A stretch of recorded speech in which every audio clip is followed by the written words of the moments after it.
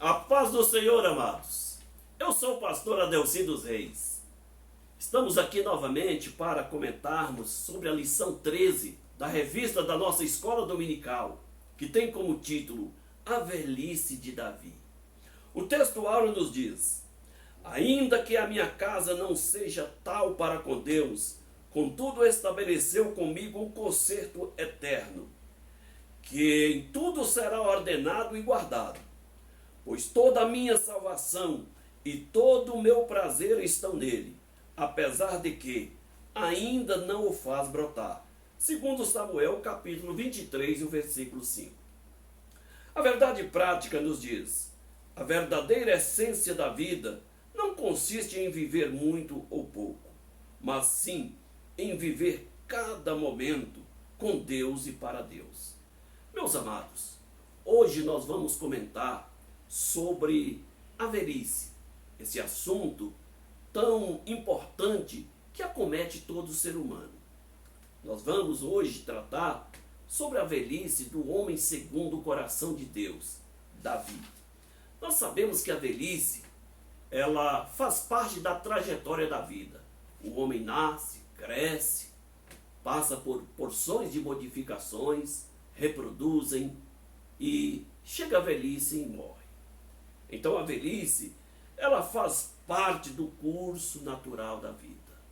A velhice não é apenas um período em que a pessoa chega à idade avançada, mas a velhice é também um tempo em que as pessoas, eles agregam no seu ser o acúmulo da experiência adquirida ao longo dos anos.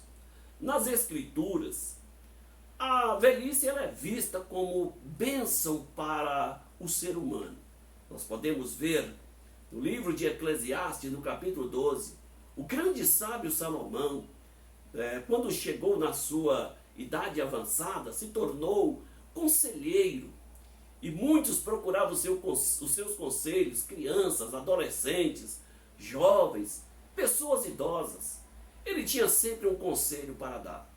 Para aqueles mais jovens, ele dizia, conforme está escrito no livro de Eclesiastes, no capítulo 12, versículo 1, lembra-te do teu Criador no dia da tua mocidade, antes que venham os maus dias em que dirás, não tenho prazer neles.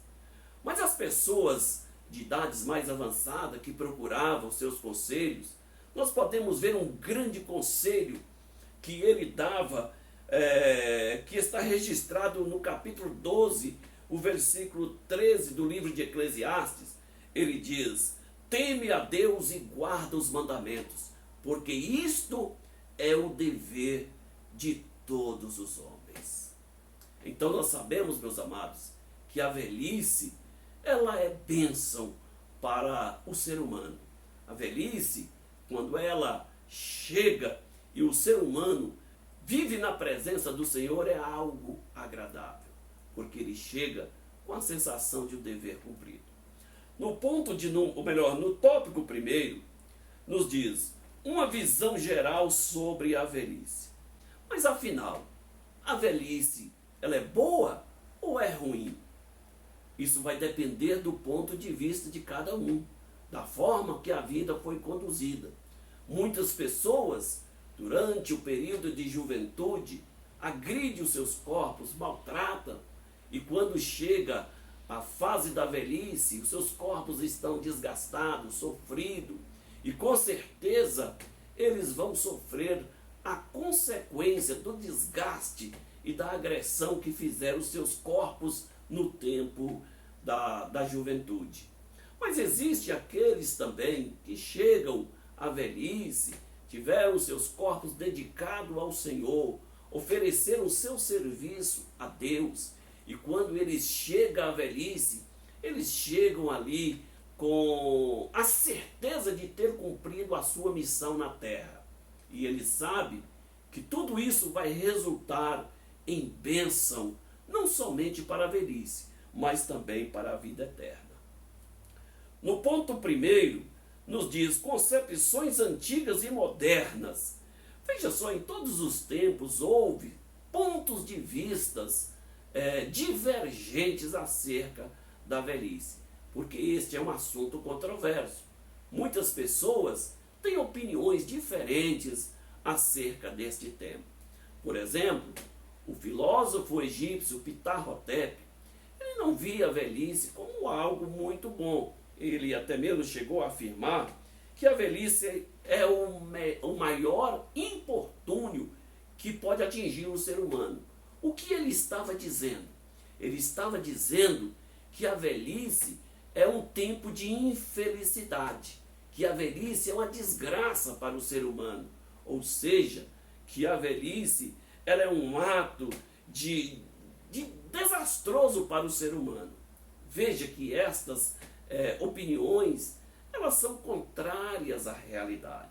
São pontos de vista de alguém que vê a velhice de forma pejorativa. Mas vemos também o poeta inglês Shakespeare. Ele também não tinha uma concepção agradável acerca da velhice, porque ele chegou até mesmo a afirmar que a velhice seria uma segunda infância. Então, eles estavam vendo a velhice de forma prejudicial para o ser humano.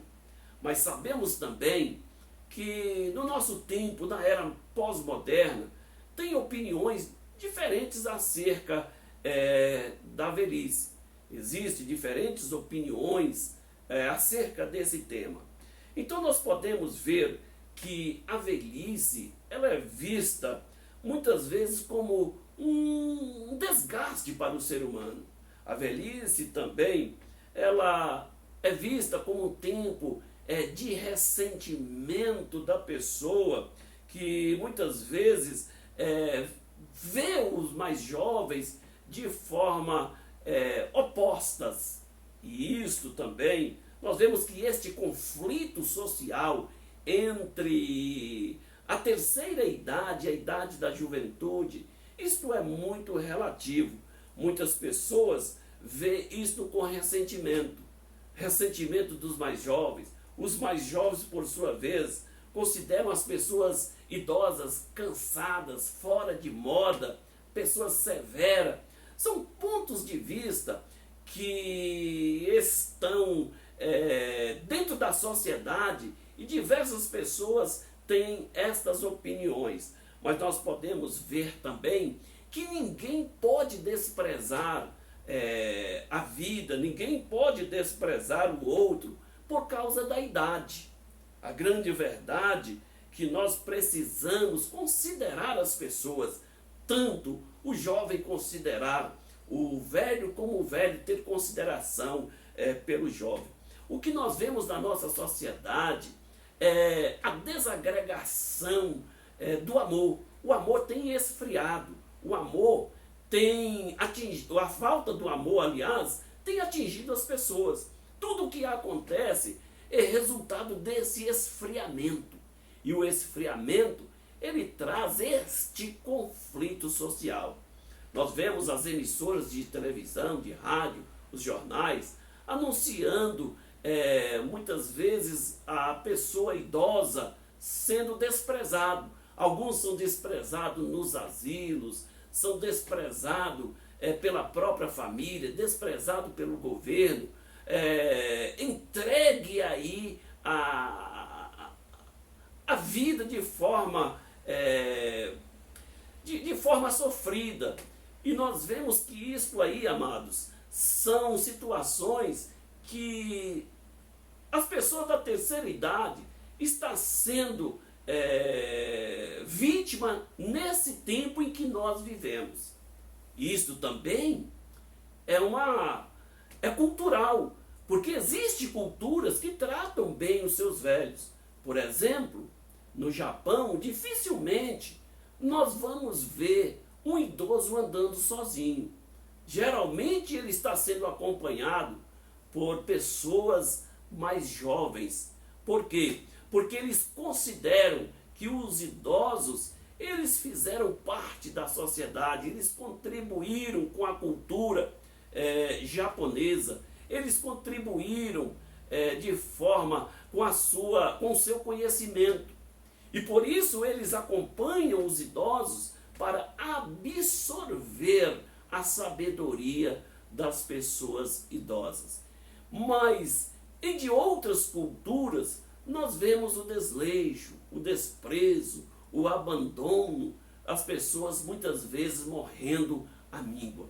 E isto serve de advertência para nós em nosso tempo, para que nós possamos também olhar para a terceira idade com mais amor, olhar para a terceira idade e reconhecer neles a vida, o sofrimento e entender que eles precisam do nosso apoio. No ponto de número 2, nos diz concepção bíblica. Qual a concepção bíblica acerca da velhice? Nós sabemos que a velhice é natural e ela chega mais cedo ou mais tarde. Muitas pessoas chegam à velhice de forma diferente. Existem aqueles que chegam desgastados. Alguns, até mesmo com menos idades, estão já desgastados, levaram uma vida de sofrimento, uma vida de luta, uma vida muitas vezes no campo, uma vida que desgastou o seu físico e até mesmo o seu lado psicológico.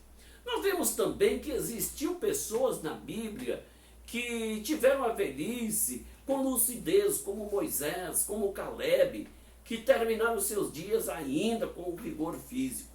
A Bíblia nos informa que Moisés ele estava com 120 anos, mas os seus olhos estavam firmes, a sua visão estava perfeita. Entendemos então que isto é um privilégio que Moisés ele tinha. Caleb também, ele viveu uma fase tão abençoada que ele, quando estava com 85 anos, segundo Josué no capítulo 14, versículo 10, ele estava com o vigor da juventude. Vemos que ele então disse para Josué, quando estava distribuindo as terras, ele então pediu um monte onde estavam os Enaquins, os gigantes, e ele disse, olha, eu estou com 85 anos, mas eu tenho o vigor do mesmo tempo que eu espiei a terra. Ele estava, na verdade, com 45 anos, quando ele espiou a terra. Ou seja, nós vemos que ele conservou a sua juventude, e Deus então abençoou para ele ter uma conquista, mesmo depois da velhice. Pois bem, meus amados, vemos também aqui que a velhice, ela faz parte, ela virá para todos os mortais. Isto nos mostra que o importante da vida é viver para Deus. No tópico de número 2, nos diz problemas na velhice de Davi. Ponto 1, a velhice de Davi. Nós podemos ver que Davi, ele chegou à velhice ainda com pouca idade. Davi estava com 70 anos. E Davi já estava desgastado. Davi teve uma vida sofrida, foi um homem do campo, foi um homem de guerra, foi um homem de luta. E agora estava com 70 anos, já estava acamado. O seu corpo já não conseguiria mais ser aquecido de forma natural. Foi preciso arranjar uma moça virgem, chamada Abisag, para que deitasse nos braços de Davi para aquecer o rei. Nós podemos ver, meus amados, que isto nos mostra que a vida, ela é curta, ela tem o seu desgaste natural, porque o vigor físico, ele passa ao longo dos anos. Amém? No ponto de número 2, nos diz, enfrentando mais um filho rebelde. Veja só, Davi estava com 70 anos, estava desgastado. Veja que situação. O homem estava em cima de uma cama e ele teve que enfrentar a oposição, o levante, a rebelião de mais um filho.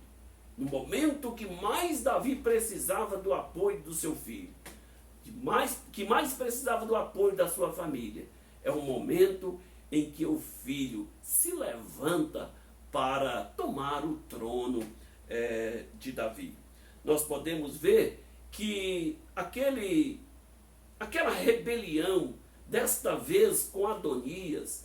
Adonias era um moço semelhante a Absalão, era um homem que tinha ambições, um homem que tinha carros, cavalos, pessoas que saíam na sua frente. Nós vemos que ele viveu de forma que nunca foi repreendido. Então, se tornou um homem vaidoso, um homem que tinha tudo o que ele queria. E agora, ele achava que poderia tomar o trono do seu pai. Nós vemos que Adonias representa aquela pessoa, ou seja, aqueles que querem adquirir posições de acordo com as suas próprias vontades. Isso nós precisamos tomar muito cuidado, porque todas as pessoas que querem ocupar posições pela sua própria vontade, especialmente no que diz respeito ao reino de Deus, aqueles que querem posições sem observar o chamado de Deus, a sua vocação e o tempo de Deus, certamente vai trazer problema para si mesmo e problema para a instituição a qual ele irá atuar. Nós vemos que nos nossos dias existem muitas pessoas que chegam a posições sem estar no tempo de Deus. E isso também é um grande prejuízo. Nós precisamos observar qual é o propósito de Deus para a nossa vida. Se é o tempo de Deus, porque Deus, quando ele se levanta no seu tempo, quando Deus ele age segundo o seu propósito, a pessoa certamente terá a bênção do Senhor na sua vida. E isto sirva de advertência, porque isto é muito perigoso para qualquer instituição, em especial no que diz respeito à igreja do Senhor. No ponto de número 3, constituindo Salomão como rei. O grande problema de Adonias é que ele tinha Salomão como seu concorrente. Quando Salomão nasceu, Davi então colocou o nome nele Salomão, ou seja, Salomão vem da palavra Shalom, que é paz. Então o nome de Salomão, que se pronuncia Shalomon, Salomão significa pacífico. Mas quando o profeta Natã veio e tomou aquele menino nos seus braços, ele disse para Davi: ele será chamado Gedidias. Salomão diz: não, o nome dele é Salomão. Natã certamente diz: não, Salomão é para você, para Deus é Gedidias, que significa amigo de Deus. Veja só, quando o profeta diz o nome é Gedidias, amigo de Deus, nós vemos aí que Deus estava decretando, selando que Salomão seria o sucessor do trono de Davi. Então, nós podemos ver que Adonias, ele tinha a concorrência de Salomão. E quando o rei toma conhecimento através da sua esposa Batseba, que Adonias tinha proclamado, se autoproclamado rei, que algumas autoridades do reino estavam dando apoio, então nós podemos ver que Natã ele chegou e informou a Davi sobre a situação. Então Davi, no leito de enfermidade, próximo à morte, ele teve de agir com pulso firme, com firmeza. Então ele manda chamar Zadok, que era o sumo sacerdote na época, chama também Benaia. Benaia era um dos seus guerreiros, era um homem de confiança, era um homem que tinha um relacionamento agradável perante os demais. Então ele chama esses 3 homens, que é Natã, Zadok e Benaia, e manda ungir Salomão como rei de Israel. E então pegaram Salomão, ungiram Salomão e colocaram sobre a mula que o rei costumava andar, e proclamaram Salomão como rei de Israel. Nós podemos ver, meus amados, que isto aí estava sendo aprovado por Deus. Então não adianta as pessoas que não têm o chamado, as pessoas que não têm a aprovação de Deus, querer concorrer com aqueles que são chamados, com aqueles que são escolhidos, com aqueles que estão debaixo da bênção de Deus. O que nós podemos aprender com isso? Nós podemos aprender, meus amados, que quem está debaixo da bênção do Senhor, não adianta, queira o homem ou não, certamente ele será aquilo que Deus estabeleceu, se cumprirá nele aquilo que Deus aprovou. No ponto de número 4, as palavras de Davi a Salomão e sua morte. Veja só, Davi ele tinha consciência que tinha chegado o final da vida, final da jornada da vida. Ele tinha consciência que ia morrer. Então as últimas palavras de Davi para Salomão, ele aconselha Salomão a viver em santidade, a conduzir o povo em santidade. Nós podemos ver que a advertência de Davi para Salomão é que eles deveriam guardar os estatutos e os mandamentos do Senhor. No tópico de número 3, as palavras finais de Davi em sua velhice. Ponto 1, o reconhecimento da ação do Deus de Jacó.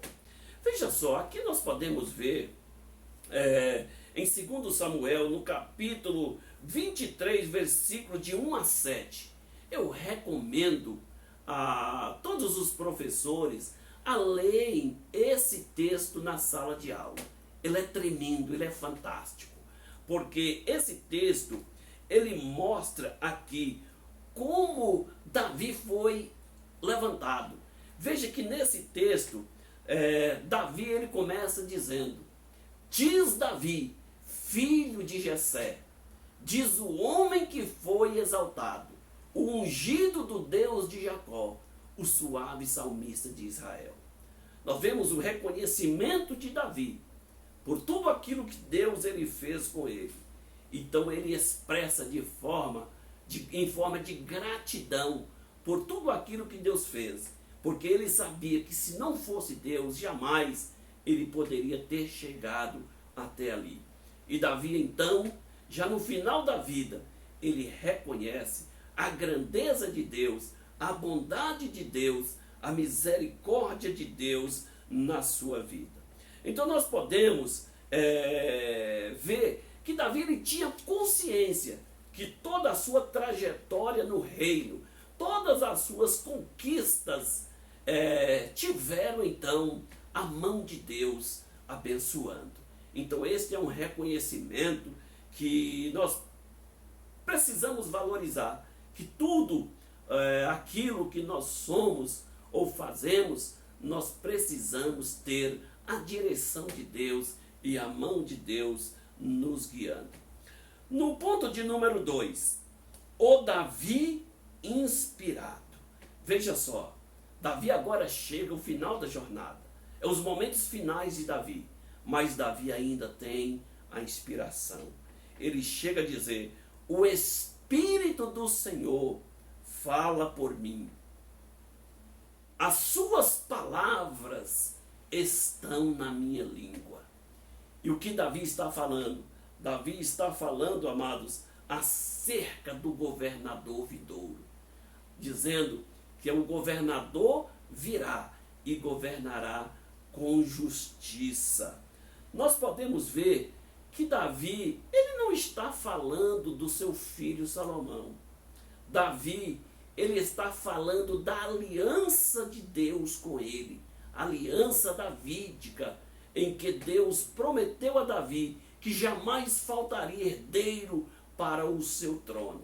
Davi, então, nos últimos momentos da sua vida, ele está falando da vinda do Messias, o governador que governará segundo a direção de Deus. Então nós podemos ver que este é um momento sublime da história. Esse é um momento importante na vida de Davi. Davi agora estava para deixar a existência da vida.